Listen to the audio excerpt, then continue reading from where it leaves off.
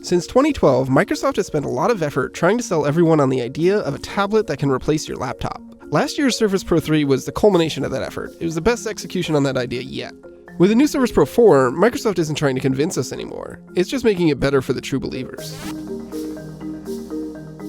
I'm just going to cut to the chase. The differences between the Surface Pro 3 and the Surface Pro 4 are so minimal, only the most well-trained eye would be able to tell them apart. The Pro 4 has the same overall shape and design, same magnesium finish, the same infinitely adjustable kickstand hinge.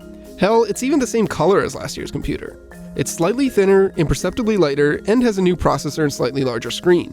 But it's still a full-featured Windows 10 PC in a light and portable package that works better on your desk than on your lap.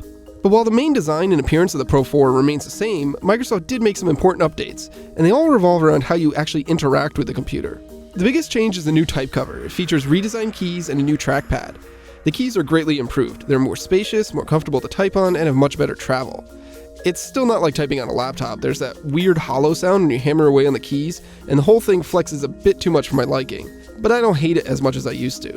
The new trackpad is much larger, finally has a smooth surface, making it much better for those multi-finger gestures used in Windows 10. But the Surface trackpad has always been pretty lousy, so it didn't really have a high bar to beat. Like the keyboard, it's still not as good as the best laptops, and scrolling and navigating with it is still a cramped experience. There's also a brand new Surface Pen, which has a redesigned tip that works with an updated touch sensor on the display for better writing experience. There's an eraser nub on the back, which does exactly what you'd expect an eraser to do. And writing and taking notes with the new pen is much better than before. It really feels like I'm writing with real ink. I've actually enjoyed taking notes with the new pen, but unfortunately I can't do anything to fix my terrible handwriting. Maybe the coolest new thing with it is that it magnetically snaps to the side of the computer for storage, but don't expect it to stay there when you toss the Pro 4 in a bag.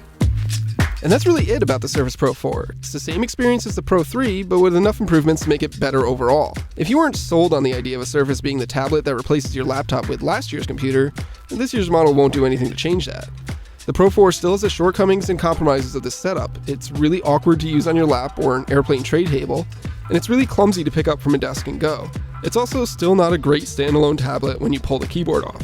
There's also the matter of the price. The Pro 4 starts at almost $900.